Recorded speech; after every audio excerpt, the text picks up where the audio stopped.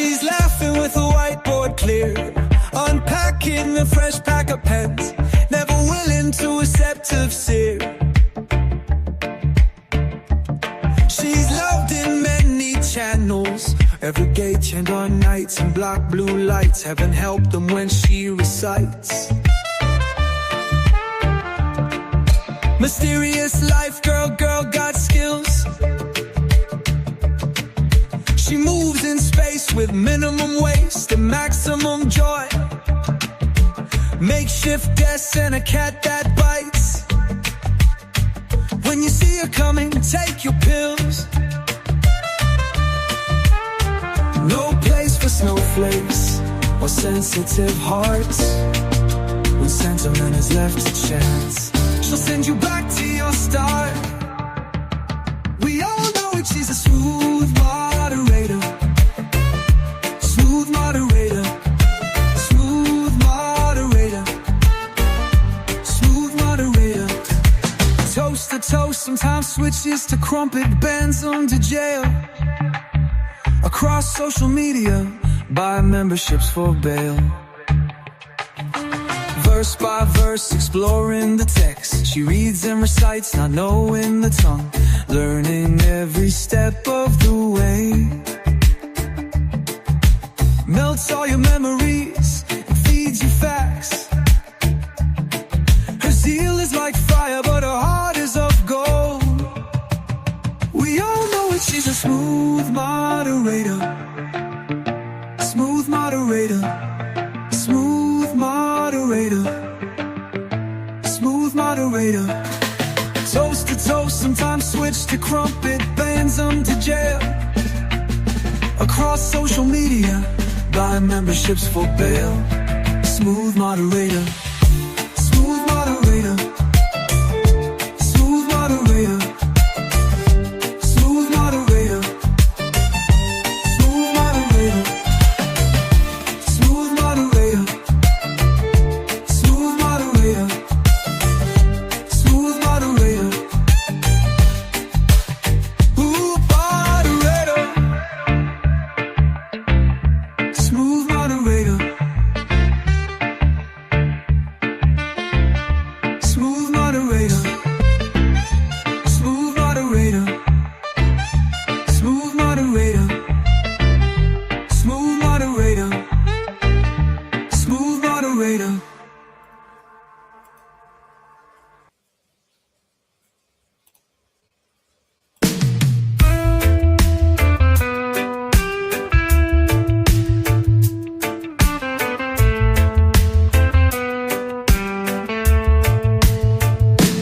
Didn't think I'd fallen that far.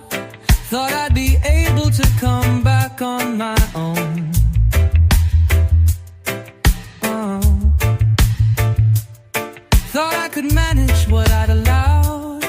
I'd bitten off more than I could chew. Until I asked for help, I kept falling. Thought I was going round in circles. It was a downward spiral, relentless eyes. I'd bitten off more than I could chew. Overwhelming fear and dread, though I must face them to conquer them.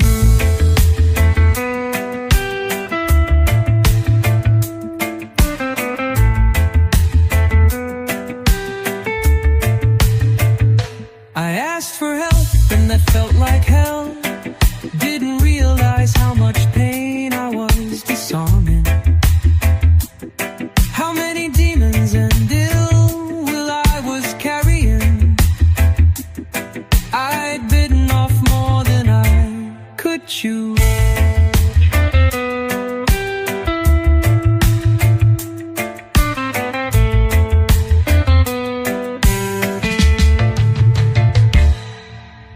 Overwhelming fear and dread, though I must face them to conquer them.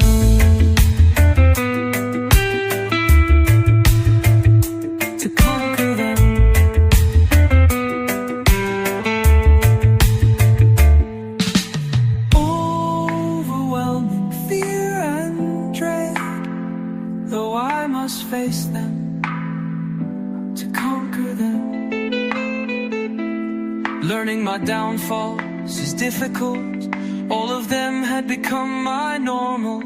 I'm afraid of them and relieved to have found them. As though I've bitten off more than I could chew. Overwhelming fear and dread, though I must face them to conquer them.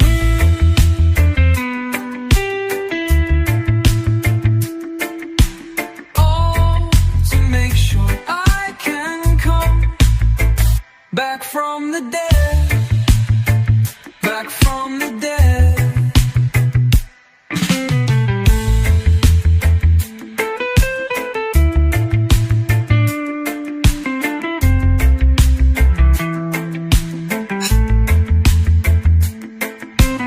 Oh, to make sure I can come back from the dead. Back from the dead. Back from the dead. Back from the dead. Back from the dead.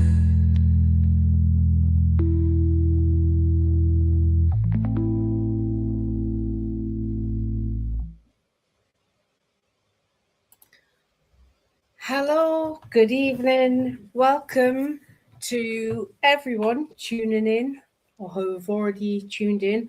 Hello, Natalie in the chat and Tina. No, that's not makeup. No, that's an AI voice. But they're my lyrics. Nigar, welcome. Hello. My panelist. Hello, how are you? I'm very well, thank you. And how are you? I'm great, thank you. It's good to see you here. Yeah, how's your week been since last week? Not too bad, yes. We had a lovely day yesterday, really warm and sunny. In fact, the house got too hot, which is surprising. But Yeah, it got very hot here in London. Too hot for my liking, that's for sure. yeah, But it's, okay. you know, I don't complain too much because it is nice in the cold. Yeah. Apparently the weather is going to turn a bit cold this weekend, so we're not Well, over spring yet, are we? So, It's cold at the moment here in Somerset, so yeah, it's colder than it has been, rather. Yeah, yeah. it is okay. Okay, that's good. So you've had a good week. That's good to hear. Yeah, yeah. So yeah, I'm going to start us. I imagine that if Ravioli's going to turn up, he'll turn up within the next 5 minutes. Yeah. Oh, there he is in the chat. Hello, Ravioli. He's joining us. All right, that's great. I won't announce the topic until you've joined. Let me have a look. Are you here yet? Not here yet. So I'm halfway through dinner. I've just finished cooking the rest of it. So but I will eat when I'm nibbling. I'm not going to nibble in people's ear. Oh dear. I've had a bit of a busy day.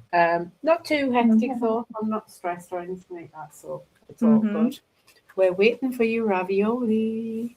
I don't know if Banksy's going to turn up or not. I've sent him the link. He's always welcome to join. Oh, okay. But I know he's got a lot going on at the moment, so yeah. Come on, Ravioli. I'm ready to announce the topic of the evening, of the week. There he is. Ravioli, welcome. Oh, sorry I'm late, Lieutenant. How are you? You all right? Hi, Nagar. That's okay. Hi, Rupert. No worries. Yeah, sorry So, about that. that's okay. How's your week been, Ravioli? Oh, okay. I had a bad headache yesterday. I was really unwell yesterday in the afternoon, but yeah, I'm all right. My better today, though. Yeah. Oh, well, I'm glad to hear you're feeling better. Do you know what caused that? No, I just know, like, at around 2 o'clock, I couldn't even think. Yeah. I couldn't read. I couldn't concentrate. I just wanted to go to bed. And I don't ever feel that way, but yeah. But no, I feel better today, and luckily, yeah, woke up and felt a bit better. So I don't know if I was dehydrated or I hadn't drunken or I hadn't slept well the night before, something. But yeah, it was pretty crippling though. Well, I wonder if it was heat stroke. Was it very hot where you are? Yeah, it was warm. It could have been that. Yeah, it might have been that. It was it's quite cold here now, windy here in like sort of Somerset, or where Nagar and me are. It's pretty cold. But yeah, it was really hot yesterday though, in the afternoon, early afternoon. So yeah. Okay, well, as long as you're feeling better tonight, that's the main thing. And I don't have to go, Lieutenant. I'm here for the whole thing. I'm not leaving halfway. For the whole thing. Mm-hmm. Okay, that's great. Well, without further ado, I shall announce that tonight's topic is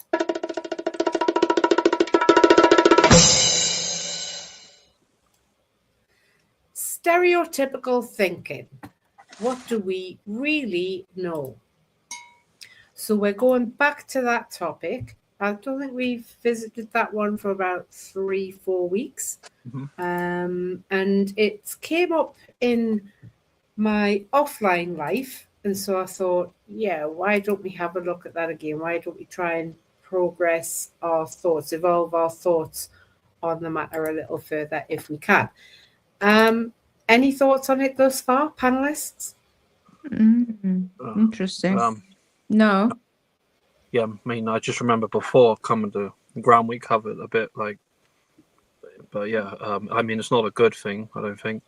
But I think you don't think it's a good thing. What stereotyping? No, I don't think it's good. No, stereotypical thinking. Oh, thinking. Yeah, no, I don't think it's a good thing. I think we all probably do it, but I don't think it's, in essence, good. Right. So does that mean that you see things in kind of a relatively black and white lens, whether something's good or bad? I think. I don't know. I think when I'm thinking of individuals and humans, I think of like the heart of the person more, or the feeling of the person. So that's first. Like the intention is probably the intentions, and then that are the two things. Those are the two core thoughts in me. So you put emotions before reality. I think I just treat others how I would like to be kind of treated in turn, Lieutenant. Right. So that's really how that's behaviors, which isn't necessarily to do with emotions. I think it's all of it for me, in my opinion. It covers it all that way. I just do what I try and do how others would do to me. That really is as basic as that. Well, what's that got to do with the brain's function of stereotypical thinking, which is majority of cases life-saving? I don't know. It's a good point. I just don't know why you would see that the brain functioning the way it's supposed to function is a bad thing. It's very interesting. I'm not sure. I go to that. I always think that should bring about like a nice happiness, right, or a peace. If people just, again, I don't want to repeat the same point, but if you just treat others how you want to be in turn, and right, so that's your ideal world, which is void of reality. You can say that, because we live in the world, right? There's 8.5 billion people in the world, and not everyone thinks the same as you. No, they don't know. But I'll say one thing, Lieutenant. I will die on that principle, though. I'm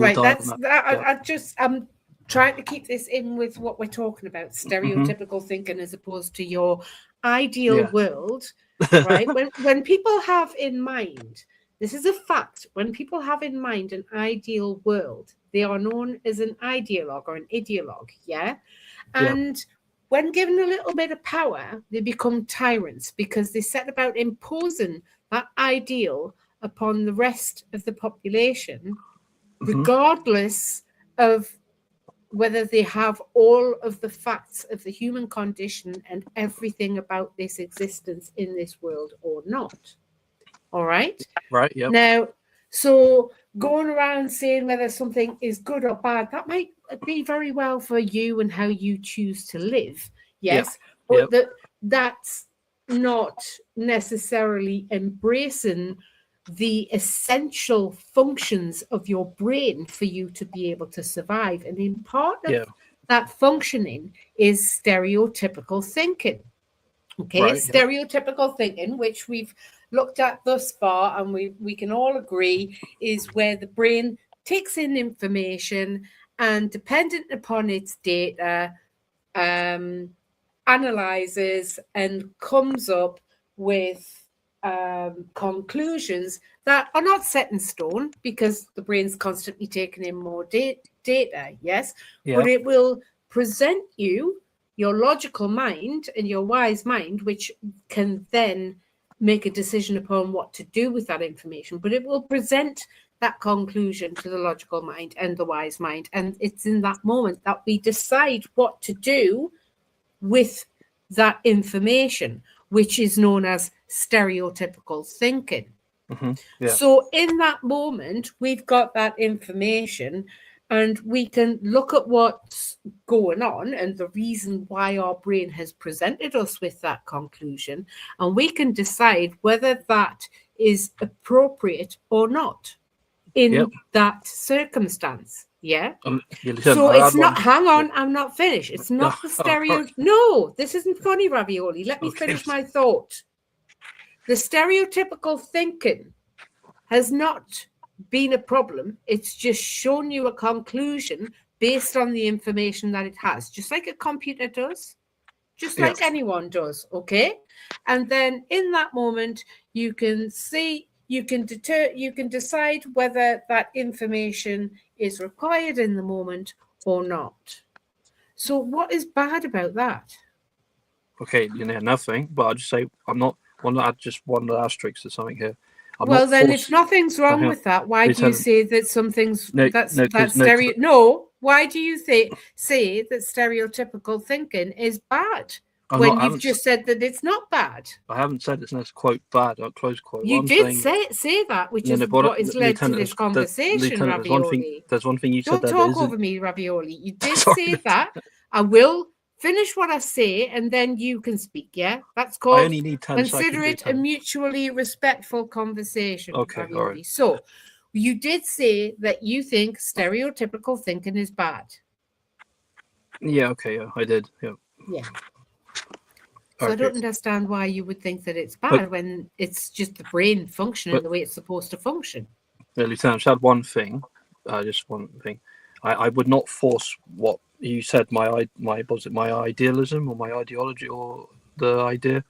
I wouldn't force. I wouldn't force that. I'm not forcing it on any soul, not one person. You are not immune, Ravioli. None of us are immune. This is part of the human condition that I think you're ignorant about, to be perfectly honest. Yeah, no, I agree. There's a lot I don't know. I'm not. If anyone looking back at what any tyrant around the world has done and thinks for 1 minute that they would never be able to do what that tyrant did, they are very, very wrong and very, very blinkered about the human condition and about what's led those individuals to do what they did. Whether what they did, is good or bad is not the matter at hand, right? But we are all capable of going there. So you cannot for 1 minute say to me, I would never do that, when you don't know what you would or would not do in any circumstance. Yeah, that's true. I do agree with some of that. You don't hold the future, right? No, I don't know for sure. None of us can foretell anything. I wouldn't force what I've said on anyone. You're free to do whatever you want to do. I'm not forcing anything. That's just my opinion. That's in this moment, yeah? But you don't know what you would or would not do. And everyone, absolutely everyone who pontificates about an ideal world, when granted a little bit of power, imposes their idea of a perfect world upon those around them. Everyone does it.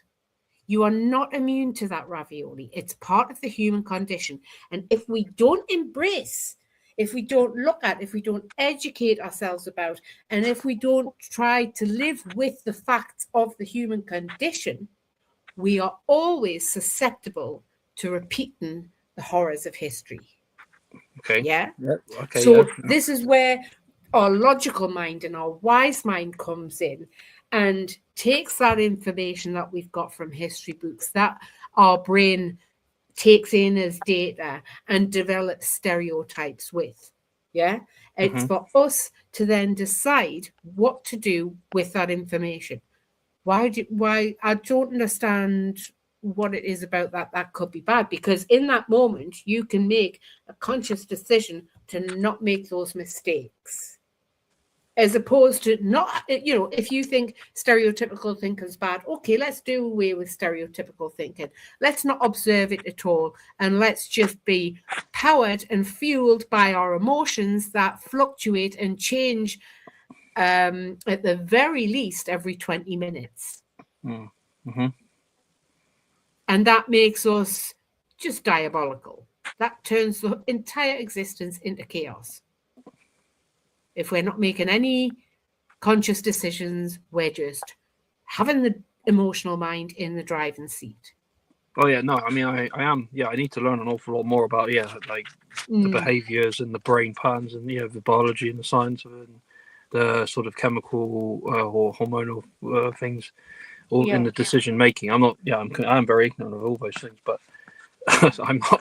I'm afraid if I'm about to say the next thing you're telling, you might get angry. But I don't know if I should. Anger is an emotion. If I become anger, ravioli. Yeah. Anger is an emotion. If I become angry, it's up to me to process that emotion, which is anger. Yep. You cannot stop me experiencing any emotion, and my emotions, what I experience, are my responsibility. Okay. All right. Okay.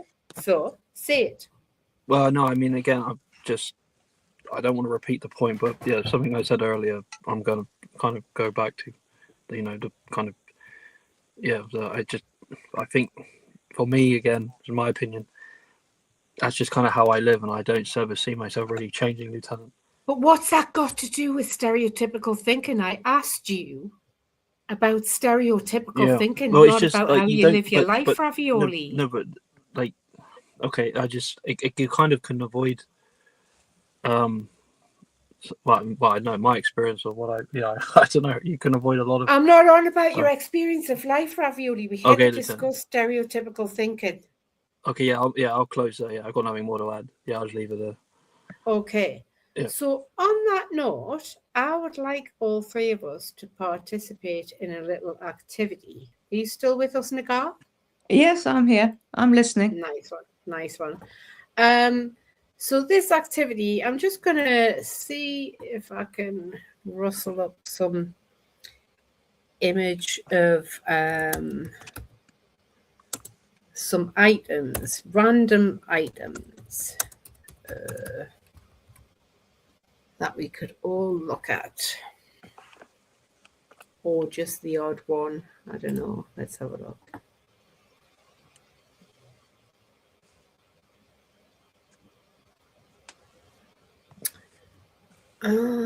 Oh gosh.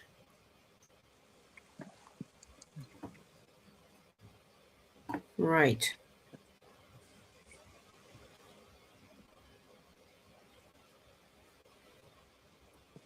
I need some real life items. Come on, DuckDuckGo. Right, there's an image.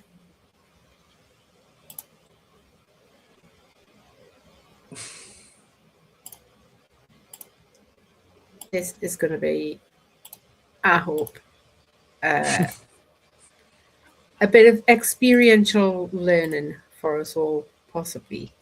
So here, let me see if I can make that a bit more big screen.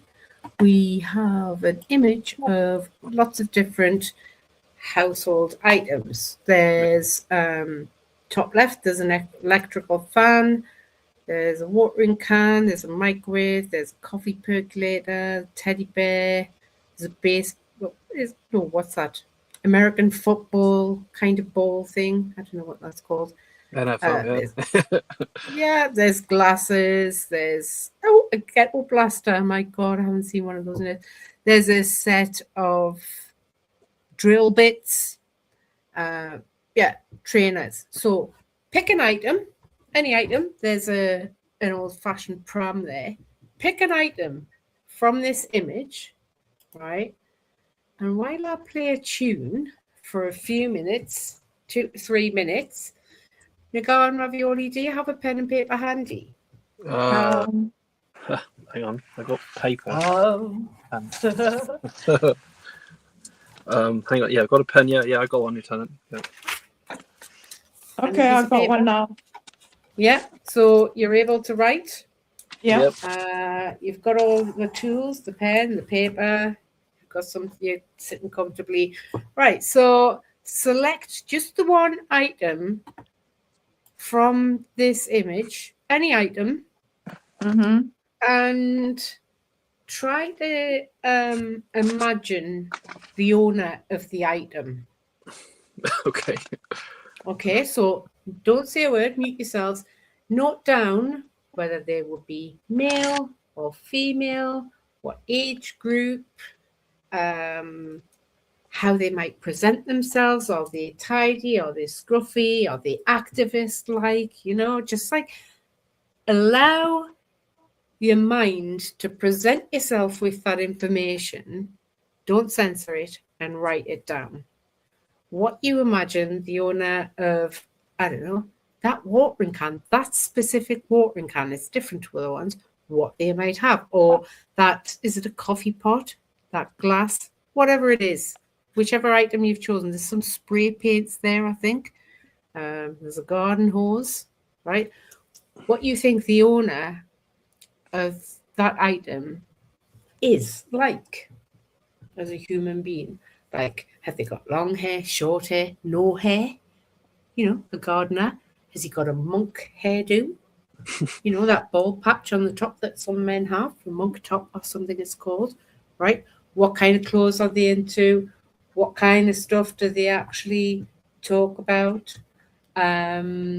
Stop chatting in the live chat, Ravioli. Participate in this activity, please. Yes, I'm just picking one item, right? You're on the panel. Yeah, just one item. Yeah. Okay.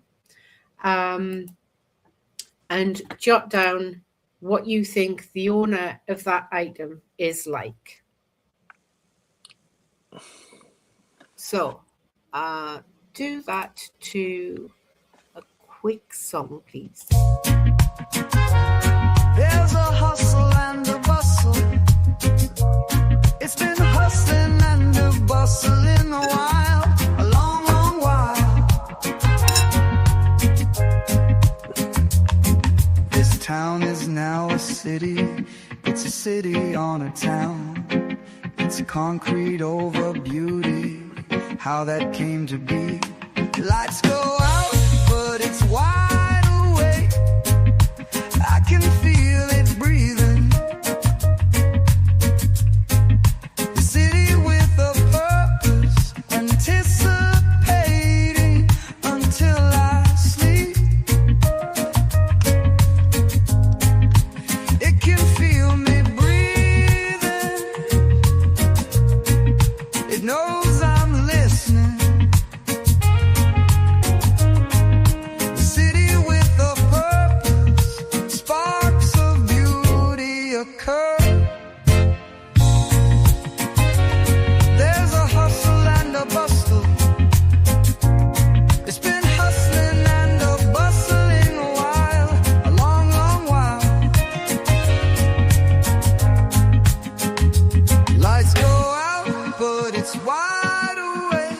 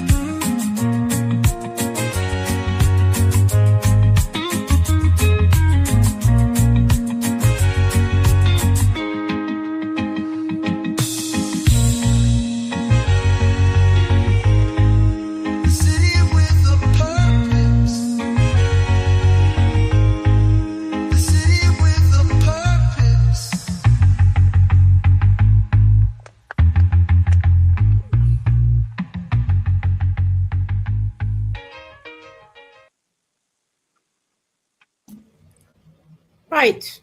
That's the end of this song, the end of the activity. Pens down.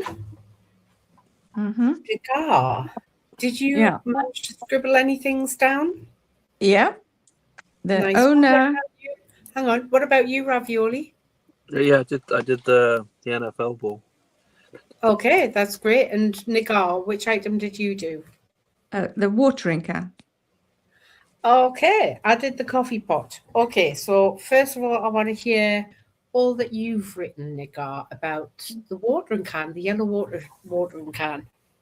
Well, the owner of the yellow watering can, is a child of 6 years old, a boy, and he's wearing dungarees and he's got curly black hair. That's what I imagined. That's very interesting. So a little boy wearing dungarees with curly black hair. Could you envision any more, like say him playing in a garden or just helping his mum with plants in the house? Yes, he is in the garden, helping his dad. Actually, he's helping his dad in the garden, and the teddy bear is his as well. Cute. He could be taking it with him. And the aeroplane, sometimes he plays with that aeroplane over there in the bottom. Oh, yes. The children's toy. I noticed that as I started to write. Okay, bottom left corner, that one there. Awesome. Okay. Is that all you've got? I think he's planning to help his dad with the power tools, with the power drills, you know, to help him when his dad did the DIY. Okay, yeah, the drill bits there at the bottom. Yeah, and he's keeping his eye on the trainers when he grows older. And when he gets a little bit older too, he's thinking about using the hose instead of just the watering can. Yeah. That's awesome, actually, where your imaginations just went. So I love that. Thank you. What about? And sorry? Is there a boat here? What's that little yellow and red thing in the bottom? Is that a boat? I think that's a ball inside a ball inside a ball. Yeah, the bowl, plate or bowl, yeah. Bowl. Oh, no. Plastic balls. Might be washing up balls or garden, like okay. So balls or something. Okay, like he that. can have that to mess about with and wash his teddy bear in. Nice, that's the guy. A lot, actually. Yeah, the guy's connected it all up. What? I've like focused on just one thing. Like what? That's brilliant. No, that's brilliant. Let your imagination go wild. So I want to hear yours now, Ravioli. Well, mine isn't as good as that. It's just like I've just chosen the American football, and I've just thought like he's probably athletic, quite passionate, maybe team oriented, social, probably popular, maybe likes the tribal part of a team or a tribe. I don't know, recreational, fun loving. Energetic. Male or female? I thought about it, but it could be either or. But I mean, I don't know. I don't answer that because, I don't know. So are you censoring yourself at the moment? I'm just thinking because what my brain's thinking is like connecting it to why kind of in like my life when throwing the American ball around. And right. So. In the activity, it was whatever came to mind, write it down. Okay, so I did write male. No okay, then male then. Male. That's probably what I did think. I won't lie. Yeah, male. Yeah. So yeah, those sorts of things about the ball. Yeah. Okay, so it sounds like your mind is a lot less free than say Nagar's, who just Nagar's is amazing. Wrote down everything that she imagined, whereas you, unfortunately, are censoring your own thoughts. Well, yeah, I just picked denying the reality of your own thoughts. I do. Which is very, very detrimental to your development. But anyway, we'll move on if that's all you've got then. I looked at the coffee pot in the middle, and I imagined female, 53-ish, chubby, likes flower arranging, lives in a bungalow, middle class, stuck up, self-employed, hairdresser and salon owner, Wow. dominant, and husband is under the thumb, a weak man. That's what I imagined from that. That's what came to my mind. All right. And that, my dears, is based on the information that we have in our brain about these kinds of items, where our brain has seen these or similar items in life will be stored somewhere in our brain. And so the first thing that comes to mind when we see these items is based on those memories. Yeah. Yeah. So that's data stored in our brain. Now, some people, like Ravioli, you censored yourself because I think, I don't know, have you heard too much of this like communist critical race theory kind of mumbo jumbo being thrown around? Oh, you shouldn't be doing this, you shouldn't be stereotyping and all this, right? Telling you basically to shut your own brain down. I don't know. It's weird. I just like looked at the picture and thought, right, I was drawn to the two I was drawn to is the NFL boy. Is it the fan in the top left corner? Is it like yeah, those are the two. And I thought, right, okay, I'll just go for the American football because in life I've like thrown that look like to me the funnest or the most interesting thing in the picture. I don't know, right. like, you know, and I don't know, and then actually, and then I just wrote those, yeah. But like what Nagar was quite, and what you did there. Yeah, but coming back to my question, Ravioli. Yeah. Why did you censor your own thoughts? What saying whether it was a male or female who had the and if you censored that, what else have you censored? I'll tell you why. Because I've thrown, you know, American football. You know, I've thrown the ball around to girls, boys, throwing the ball around, yeah. Like, and I thought, okay, well, no, actually thinking about it, it's not just like that male dominant in a way. In a way. So yeah, I think, well, is this wrong or right? And my brain was whether it is or it isn't, it's not the point. Oh, okay. In the moment, what first comes to mind is what you're supposed to write down in the activity. Why didn't you do that? Yeah, well, I did in the end. I did say it was probably male. I did say, but yeah. Yes, you did. Now, but why didn't you? Because I don't know why I didn't. Yeah, because I've seen, like, perhaps I was wrong in thinking that. I don't want to be wrong, I guess, or I don't know. So you're actually judging your own thoughts. You're not just allowing your thoughts to happen. I don't know. It's very strange. Yeah, I don't know. I don't know. Right. I mean, the fan would have been. I don't see what one could have said about the fan in the top left corner. I don't know. Sorry, I don't know why I'm drawn to it. It sounds very unhealthy where you're going there, Ravioli. Instead of just writing down what comes to mind. Yeah. You've judged your own thoughts and basically told yourself off really for having these thoughts and tried to correct your thoughts. Oh yeah, no, but Lieutenant, yeah, I like do that some all the kind time. of tyrant. Yeah. Like that's not on. No, I do. Your thoughts are there for a reason, Ravioli. Yeah, but I double, triple, quadruple check everything. Maybe sometimes 12, 20 times every thought. But that's not what I asked you to do for this activity. I asked you just to write down the first thing that comes to mind. Yeah. Okay. Well, yeah. Well, then, yeah. And you couldn't do that because of how highly strung you are with this black and white thinking. It's not funny. People get CBT therapy for this, Ravioli. Really? Wow. Well, okay. I have had to go through CBT therapy because of this, Ravioli. A lot of people go through it because of this, Ravioli. It's very unhealthy. Yeah, I'd add one thing. My dad taught me from a very, very young age. It's like it's the best way to critically think, the best way to use analysis, the best way to you look at every angle of a problem, inside, outside. Yes, but this isn't a problem. It's just an activity, Ravioli. Yeah, that's true. We're not talking about problem solving. We're just talking about a simple basic activity. Yeah, you look at your own thoughts as if they're a problem. You look at what your own memories presented you with as if it's a problem.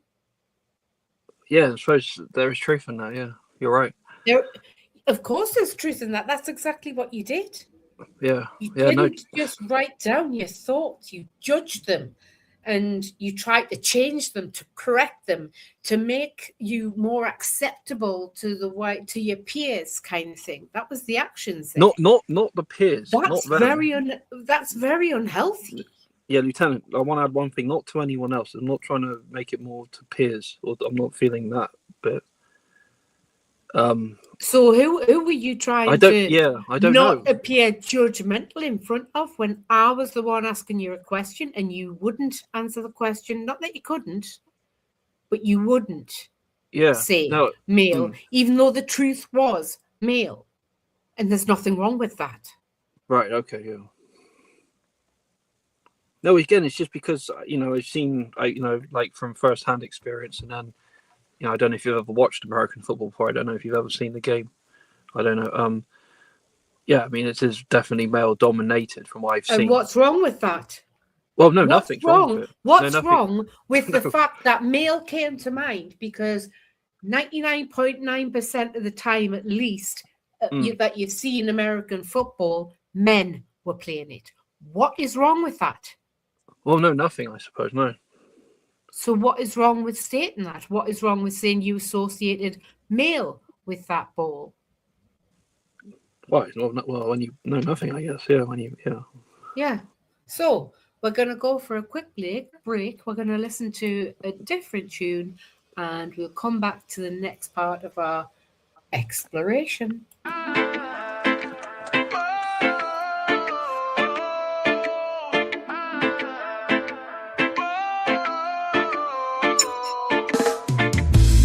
Exploring consciousness.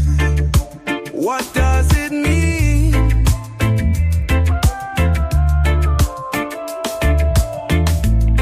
Looking up definitions, watching narratives fall apart at the seams. From the realm of the dead, stumbling through fractured reality.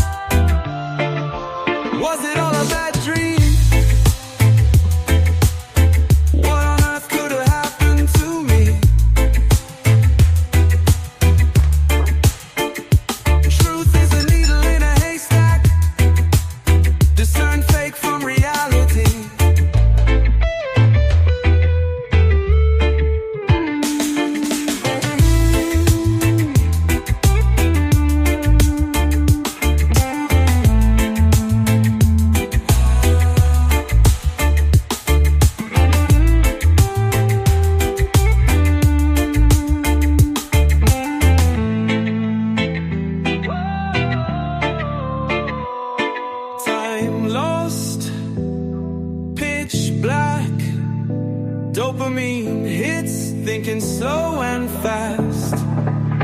Watch a narrative fall apart at the seams. Waking up, waking up. Watch a narrative fall apart at the seams. Waking up, waking up.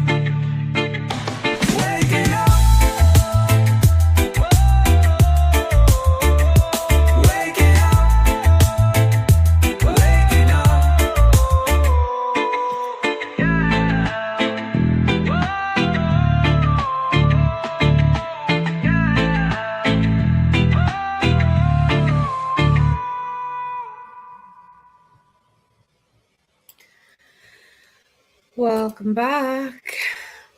Hello. Hello. I can hear you, Nagar. Can you hear me? Right. Yes, I can hear you. Lovely. What about you, Ravioli? Are you with us? I hear you loud and clear, Lieutenant. Nice one. We can hear you too. So, that was an interesting little activity, and the reason why I took us to that activity is because when I was on a theatre studies course back in 2017 through a mental health charity that I was going to for help, there's a specific charity that was facilitating a theatre studies course for mental health service users, and on that course, which was a weekly one session a week of 2 hours for 12 weeks.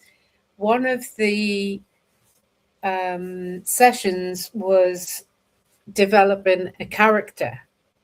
And what they did was, like, we check in at the beginning, and they put all these different items down on the floor, and they said, take an item, take any amount of items, have a good look at them, and write down all that you would imagine the owner of that item or items would be like.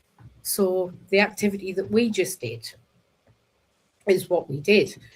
And we ended up developing, each of us, an entire character based on what we imagined someone who owned a certain item would be like. So it was perfect. It was brilliant for us to tap into the information that's already in our brains in order for us to create a character, which we then wrote a monologue we would imagine that person saying. Okay. And then we all had to take turns in speaking and acting out that monologue to the audience in an activity known as hot seating. So hot seating is where you're in character. Say, for example, I'm this 53-ish-year-old female who's a bit chubby, likes flower arrange, and all the rest that I described just based off my stereotypical thinking about that coffee pot earlier. So I'm that character, and I say a monologue to the audience, which is my peers, and they then ask me questions, interview me while I'm that character. So they stir my brain to produce even more information about that character based on everything that's already in my brain anyway. But what would happen was we all then had a character which we'd created. We hadn't created, we'd invented based on the information already stored in our brains. And then as a group, we improvised a performance, an entire group, with all of those characters in. Okay. Based on stereotypical thinking, which you, Ravioli, were saying is bad, but was absolutely phenomenal. And that is what is behind much of the arts, Ravioli. Well, stereotypical thinking. Yeah. Okay. All right, Lieutenant. I'm listening. Yes, I know. I'm just saying, because it's good that we've got someone on the panel who's saying, no, I think it's a bad thing, because then we've got someone being objective, right? So then we can really thrash out this topic more, Ravioli. So I do appreciate your objection to stereotypes. No, I'm very happy with where I am, Lieutenant. I'm on it. Yeah. But I am listening to what you're saying. I'm learning. Yeah, what you said. Yeah, I get. There is more to it. Than what I first thought. Yeah. You would probably think a bit more if you weren't chatting about hot chocolate and latte in the live chat, sorry, right? no, I was just saying no because the coffee pot came up in that picture. Sorry, I was talking about. Yeah, but you're on the panel, so please ignore the chat. So, Nagar, do you have any thoughts on what I've just shared with you about why I brought that activity? I think that's very interesting. I find I would, yeah, I think that would be such a fun thing to do. Create a character and then actually give it a voice and things to say or things to do. It would be great fun.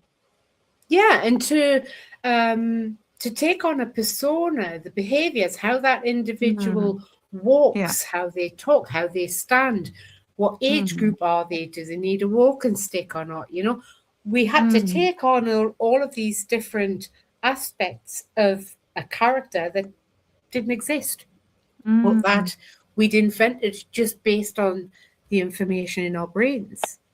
And we had some brilliant characters. There was a group, I think there was about 12 of us. And then with all of those different characters, we made this big performance, all within the space of 2 hours with a 10-minute break in there.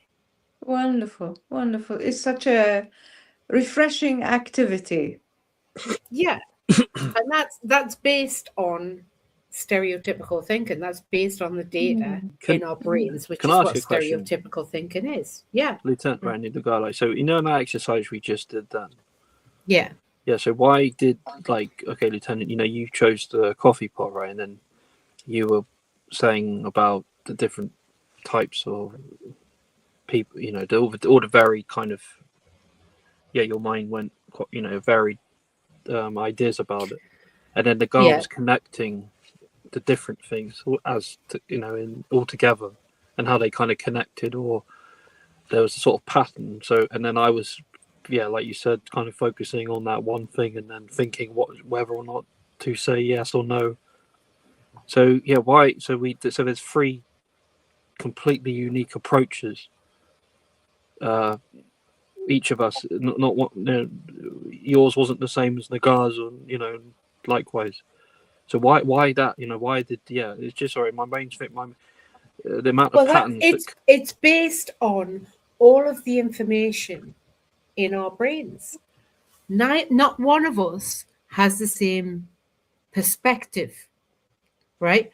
So the coffee pot jumped out at me, and straight away I know exactly who it is that I've described, not just what I've vaguely described, what I vaguely imagine. I know exactly that person.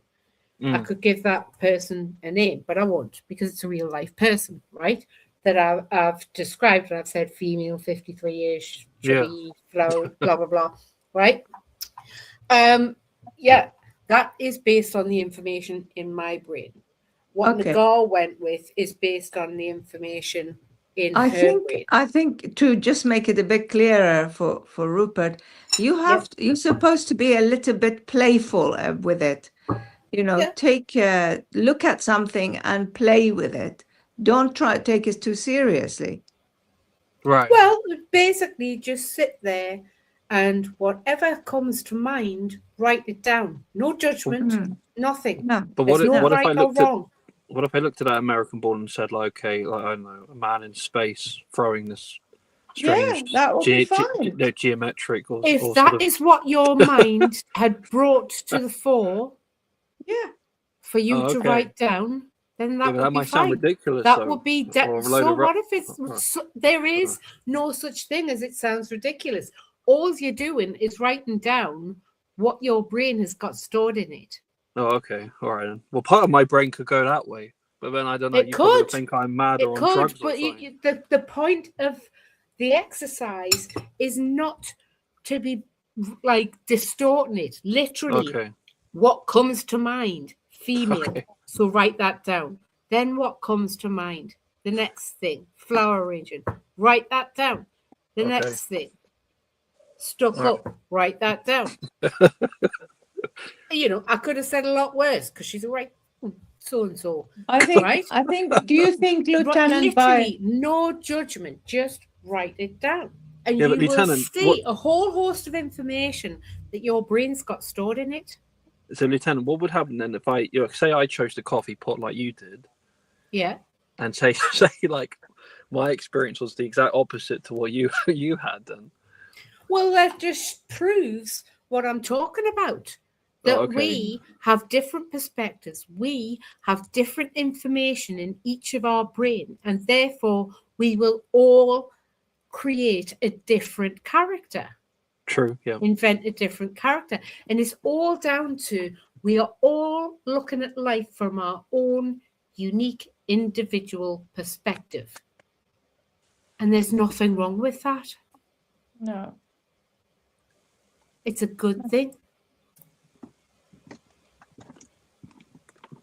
That's all it was about, Ravioli. So there's no need to censor at all. And it's useful in life when a stereotype comes up. I think I've given the example in the past. Someone who is rather vulnerable is walking down the street towards a bunch of people who the brain has learned over time, when dressed like that and postured like that and in the dark and it's late at night, this is unusual behavior, this is a potential risk. So the brain presents the logical mind, you, the decision maker, with this information as, here's a potential risk. What you do with, right, so that's your stereotypical thought right there. Here's the potential risk. Right? And that's useful. So what are you going to do with that information? What are you going to how are you going to put that to use? Are you going to choose to ignore that and put yourself at risk, which is detrimental just off the simple fact that it will shoot your cortisol levels up, right? The stress hormone, that's not good. Or are you going to not discriminate against them, but you're going to safeguard yourself by crossing over the road in advance, walking beyond them, and then crossing back over the road if you need to be on that side of the road anyway. Right? Right, yep. So that's good. So then you've safeguarded yourself. Whether they're in actual risk or not is another matter.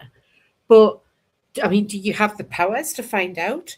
Do you have like the database of information on every individual in the world to know whether they are in actual risk or not? No, you don't. So what are you going to do? You're going to do a risk assessment. Yep. Yeah. With that information, which is called stereotypical thinking. And then you're going to decide what to do with that. So you're going to manage that information. You're going to manage the situation wisely, hopefully.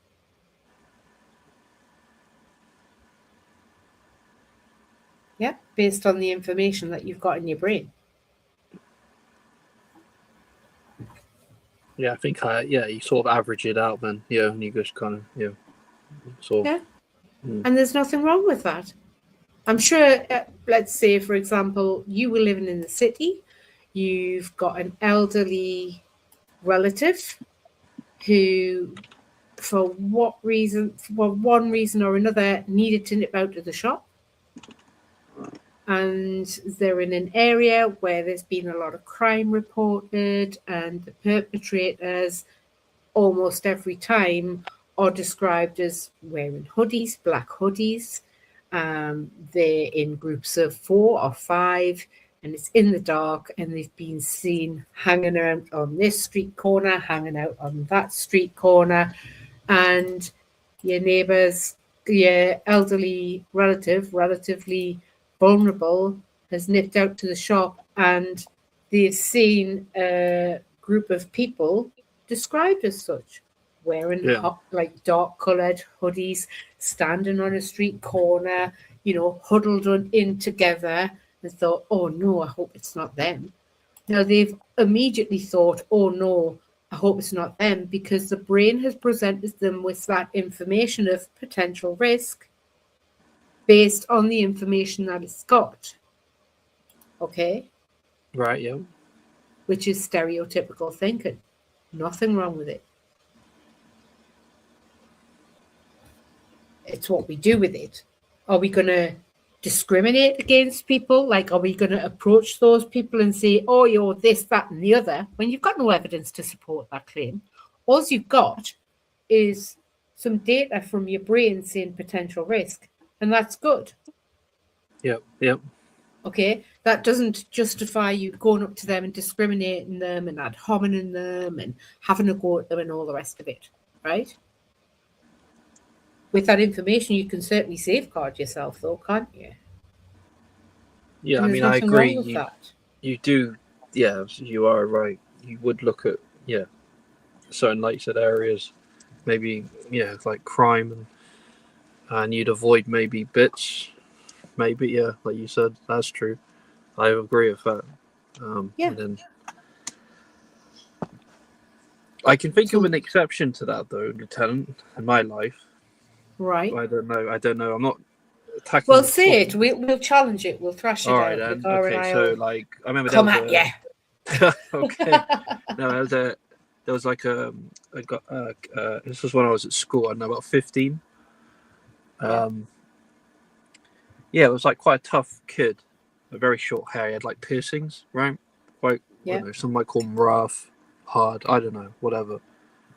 But like, yeah, if you get through all that kind of, you know, like fear or whatever, the guy turned out to be pretty decent. So, like, I mean, so what I'm saying is, like, if you go by maybe, you know, oh, the sort of, I don't know, tough, whatever, yeah, like, you know, piercings or like, you know, an intimidating, like, you know, haircut, whatever, you know, razor short at that age, or think, but then you find out the guy's pretty cool. He's decent, though, pretty, you know, good soul. Like, I mean, that's just an exception. I'm thinking of like when I was, you know, in my life, maybe. The guy's name was Martin Ritchie. Well, hang on a minute. How is it an exception, right? Your brain gathered data and it told you, oh, this person might be like this, might be like that, blah, blah, blah. Okay. Yeah. You didn't discriminate against them or anything with that information, did you? No, but I mean, like, I could have, like, said, oh, I'm not going to talk to them. You know, I'll hang out. You could have, but you chose not to. So how's this an exception? Well, like, I mean, I could apply that, you know, all right, so I'm trying to think. All right, so, you know, you know, with, like, the example you see, you know, people wearing hoodies or, you know, lingering on street corners or crime areas or you know, that, what you, like, I'm thinking, what am I saying here? You know, if you don't know exactly, but God, hang on, let me just think.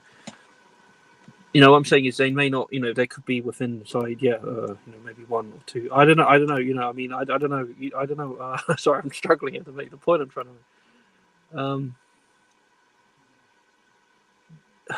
make. Would they all be bad necessarily? You know,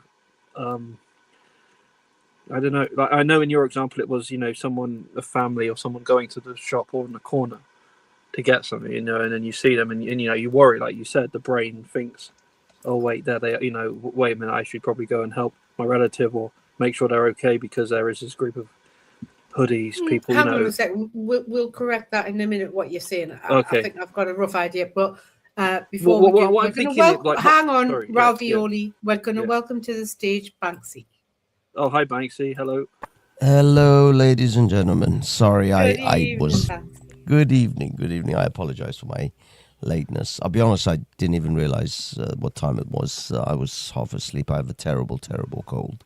If this was school, you'd trouble. Thank you. It's a pleasure to have you here with us, Banksy. Have you been following the conversation thus far? I literally just checked and I saw the X message and I came. I mean, I saw the title, but that's it. No, I'll be honest, I shouldn't have come. I'm kind of delirious. I'm on so much like cough medication. But oh no, I'll chip in when I can. Just give me a minute. Okay, well, no I problem. Hope you feel better soon, Banksy. Yeah, hope you feel better. We'll go back to what Ravioli was saying there. So, Ravioli, I don't think you came up with an exception, and I'll tell you why. I think it's because your brain has presented you with the information, and whatever, you know, that is what is stereotypical thinking. Your brain presenting you with the information. Okay, yeah. So, and that's great. You want it to present you with information all the time. Yeah. it's you who has to decide what to do with that information. And that's where one might judge oneself in order to be able to, one has to reflect and then make a judgment call and decide whether they should or shouldn't have done that, and therefore what to do in the future if the same kind of thing comes up, right? Yep. So what you fortunately chose to do is not discriminate against the guy just because he had piercings or tattoos or was looking a bit so-called rough or whatever, right? Just looked unkempt compared to you usually typically well-groomed, unmarked gentleman sort of thing, right? If we're to compare people with who look after themselves and like to appear differently. But ultimately, you chose not to discriminate. So what you've described is the process of your brain presented you with information, also known as stereotypical thinking occurred. And then you, with logic and reasoning, decided what to do with that information.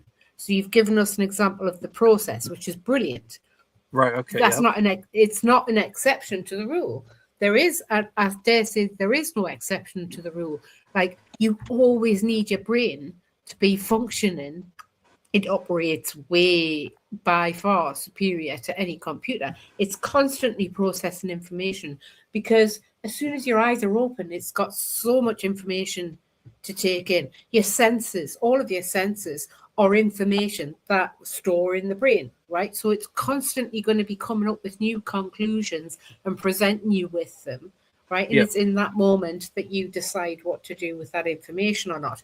And you're in a better position to make a more appropriate decision when you've got more logic mind than emotional mind going on. Although emotions, again, are part of the data bank. Emotions are information that need to be taken into account, but to have them in the driving seat, I don't think, like to have anger or to have fear or to have love in the driving seat's typically not good. Like, you're going to end up going off with the wrong guy, Lieutenant, if you let the love side of your emotional wealth in the driving seat. Okay, I won't be doing that, right? There's an example. Right. So emotion is information, but you don't want it making the decision. No.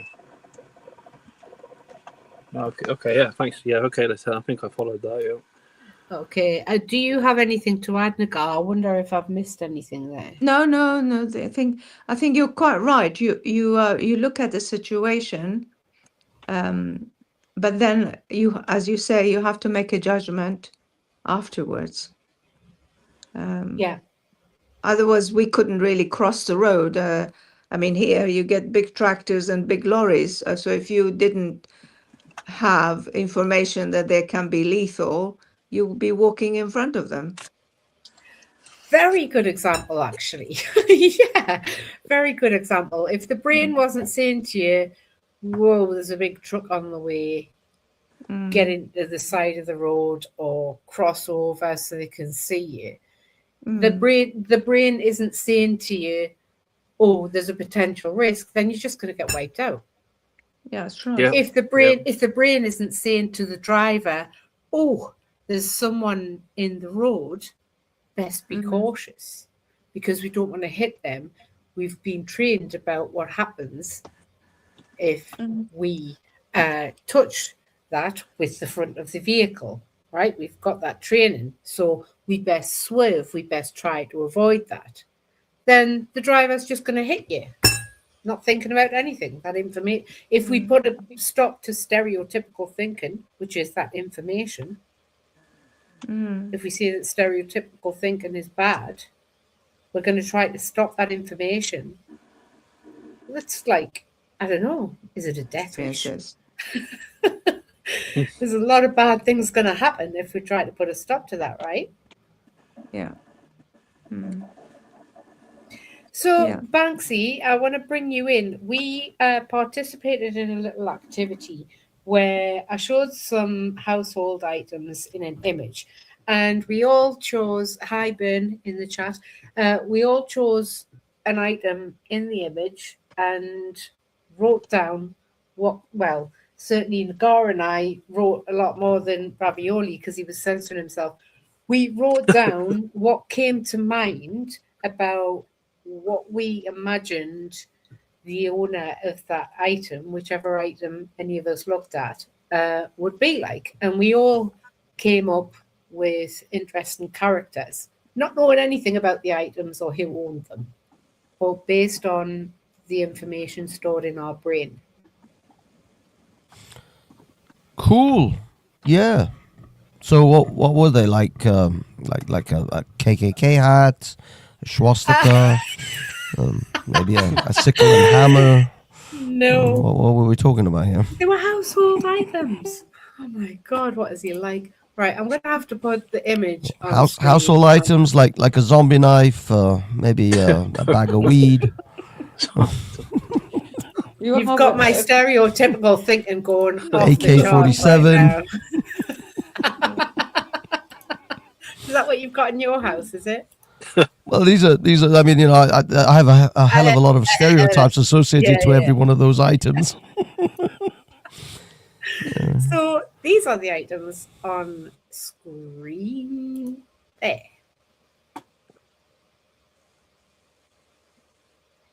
Can you see them, Banksy?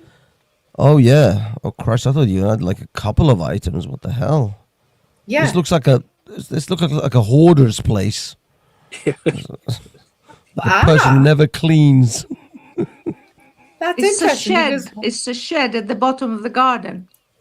well, that's interesting as well.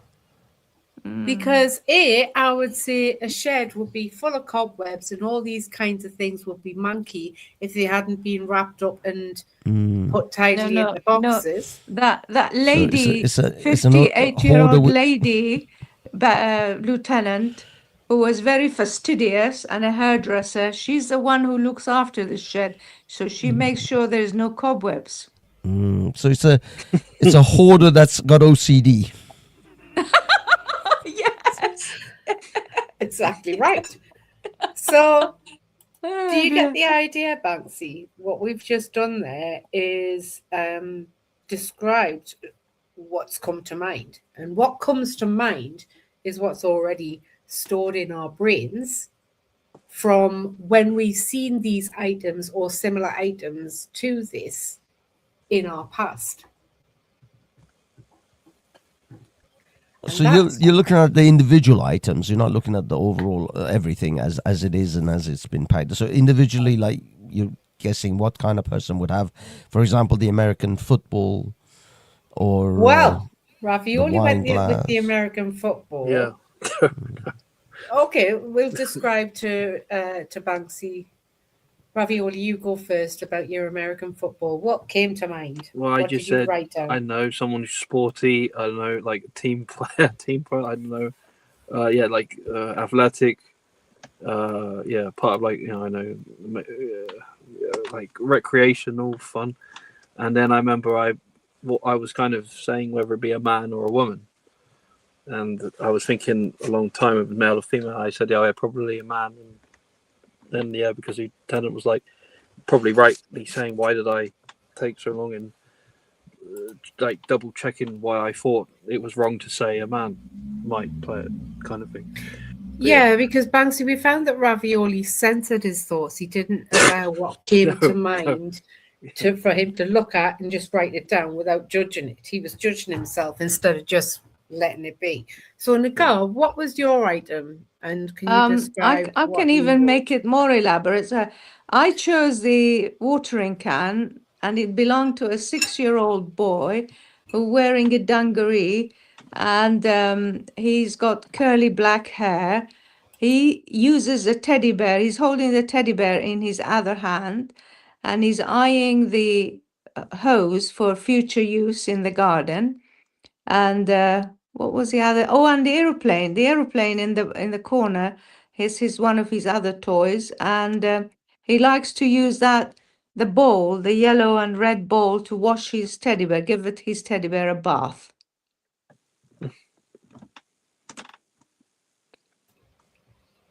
I understand. You do. I actually have I have something in mind as well, but Go only on, for the go one on, item. tell us yours. Tell us yours. Oh, the watering can, an item I would find in a Iranian's London apartment's bathroom, and only That's Negar what knows came what to I'm my talking mind. about. That's what came to my mind. Only Negar would relate. I know what you mean. So that's what came to my mind about the watering can. So I was surprised when she said that about the little boy. But there you go. I went to the coffee pot, and straight away, I actually know the woman who comes to mind.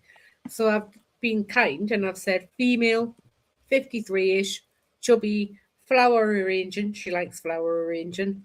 Lives in a bungalow, middle class, stuck up, self-employed, hairdresser and salon owner, very dominant, so much so that her husband is under the thumb and weak.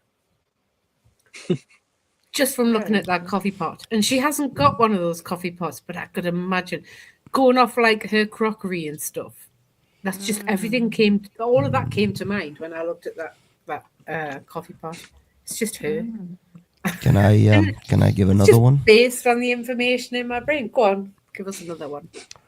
Now this one would be more in line with people who are of the red pill inclined.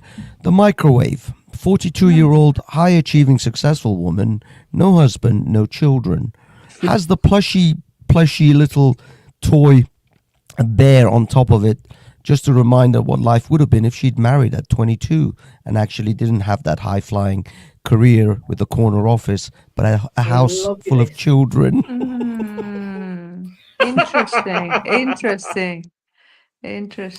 Straight from the bosom of Andrew Tate himself. Nobody So she chose bought- the pram in the top of the picture. Yes, the pram. Yeah. It Quite looks very prominent. Silver Cross to me. Very Silver Cross. Yeah. Yeah. Yeah. I like the coffee maker. I bet that's Braun. Braun. Is it? Yeah. With the large A in the middle. Look at that logo there. Oh, Braun. yeah. Anyway. Okay. You've got spray cans there Interesting. and everything. I love the Ghetto Blaster. Cassettes. Oh, yes. Gen Xer Gotta for be sure. cassettes. Definitely. So, Millennials don't know what cassettes are. No, yeah, it's true. we went. I asked the panelists to go through that activity because I'll explain to you, Banksy.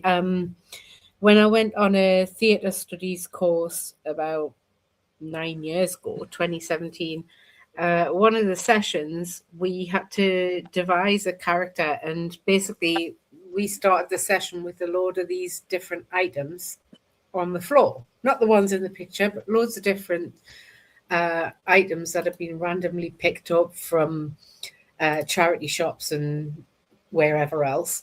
And we could all pick one or more items and write down all that we thought that the owner of the item or items would be like. And we ended up with this long list of different characteristics, likes and dislikes and all the rest of it. And it ended up being an entire character. So there was 12 of us in the group in this 2-hour session. We developed that character and then we wrote a monologue, what we imagine that person to be saying about themselves, you know, while they've got this item in their hand. And then we did hot seating, where the audience, the rest of us peers, would be interviewing our fellow actor who had just done a monologue in their character. We'd be asking them more questions, so bringing even more information out of their brain, which is based on their past, about this character. And the entire group did that. We all had a character, we all said a monologue, and we were all hot seated. We all were interviewed. And we really developed our characters so much so that all 12 of us developed an improvisation together. So a scene in which all 12 characters were interacting. They were brought to life just based on the dormant information in our brain, which is what stereotypical thinking is. Nice. Yeah. Also, what hopefully, well, I mean, I don't think they do anymore, but if they did things like that in modern day script writing in Hollywood, they would actually have something called character development, which appears not to be necessary anymore for TV shows and movies. Well, when you try to stamp out stereotypical thinking by saying that stereotypical thinking is bad and convincing people that stereotypical thinking is bad, everyone tries to switch off stereotypical thinking in their brain, and therefore they're forcing their brain into not functioning optimally and thus shutting down the creative side of themselves, and thus becoming very dormant, like those memories. Do you know what I mean? And that's how you end up, like you say, Banksy, with a terrible entertainment system, if you want to call it that, coming through screens. Yeah, I mean, you're right. They're just bland, soulless, just blobs now. I mean, they try to. I mean, recently, I don't know if you guys follow, because I'm a fairly big Star Trek fan, but old Star Trek, Next Generation, Kirk and Picard, mostly, and Deep Space Nine somewhat, and Voyager, that era. But this new sort of wave of Star Trek stuff, especially with this Star Trek Academy, is just horrific. Yeah. And it's I don't know if you guys know, if you even care, but anyway, it's just for me to say that they just don't know how to write characters anymore. They don't develop characters. Yeah. They don't have personalities that anyone really cares about. Their jokes are bland and flat. Yeah. Everything is just so bleh. Just it's like tasteless yogurt. It's horrific. Anyway, but that's sorry. Banksy, I was going to say, like, like Hollywood. I mean, okay, the films that come out now are terrible, right? I haven't seen a good film really compared to what it once was. Like you said, there's no characters, there's no story. It's like the first 10-15 minutes is like effect to keep the audience like kind of interested. I'm thinking it's just terrible. I mean, it's just nothing there. I don't know if it's just me thinking. I'll be honest. There are some good movies. They just don't get the recognition. And if you want to see a good one, which I personally think was great, it's called In a Blink. I think that's what it was. In a blink of an eye. I think that's what it's called. It's a recent. No, In a Blink. Is it In a Blink? I just saw it a few. Yes. In a Blink of an Eye, 2026. Trust me. I mean, I don't want to say it on an open panel where you can watch these things, but there are places you can watch these things on the internet. Mm-hmm. Yep. And if you do get one of those opportunities, watch this film. It's a good film. It's not spectacular. It's not, it doesn't have giant explosions and magnificent set pieces. It's just a good film. It's a little bit weird to get a hold of because it deals with 3 different timelines, and it bounces between them. But I loved it. I thought it was a great film, and the characters, and I mean, some characters didn't even speak English, or didn't even speak for most, large chunks of the movie. But it didn't matter. It wasn't, it's just you can have a movie where, I mean, you guys have seen surely things like Apocalypto or Passion of the Christ, entire movies without any single word of English being spoken. But I could watch those movies, and I hate subtitled movies, without even reading the subtitles, and I can watch those movies. It's just good movies, especially Apocalypto. So there are movies being made. It's just they're not going to be big blockbuster hits. They're not going to be massively like advertised and huge budgets. It's these huge budget Hollywood stuff which seem to be very bland, because I think Hollywood is so risk averse that they don't want to offend anyone. So they want to make some movie that is liked by everyone, and most often is hated by everyone. Yeah. Because Right, it doesn't appeal to anyone.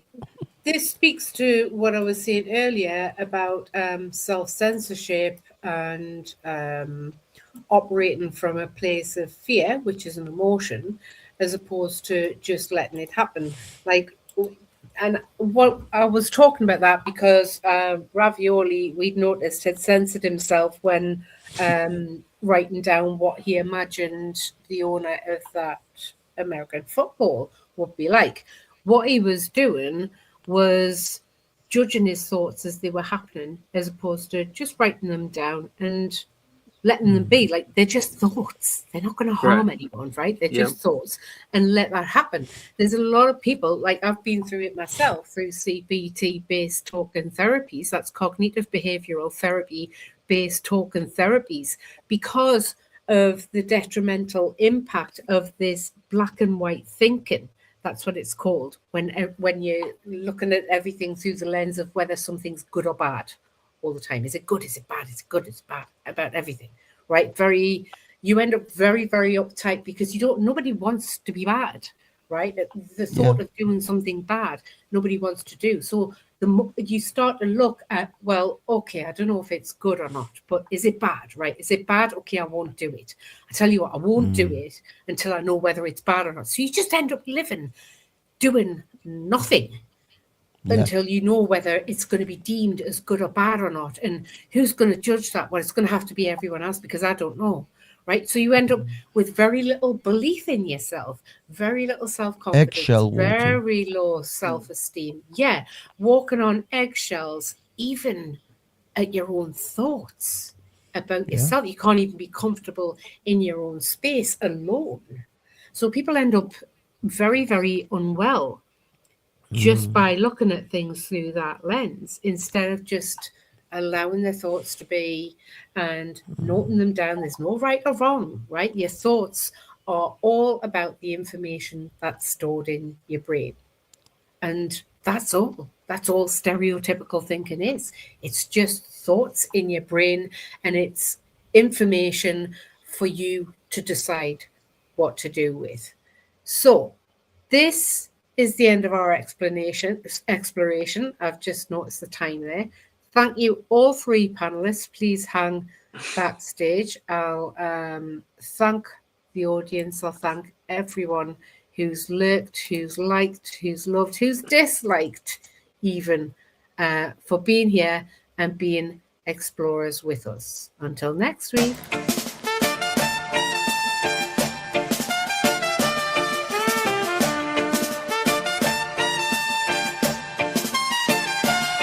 She's laughing with a whiteboard clear, unpacking a fresh pack of pens, never willing to accept of fear. She's loved in many channels, every gate turned on nights and black blue lights. Heaven helped them when she recites.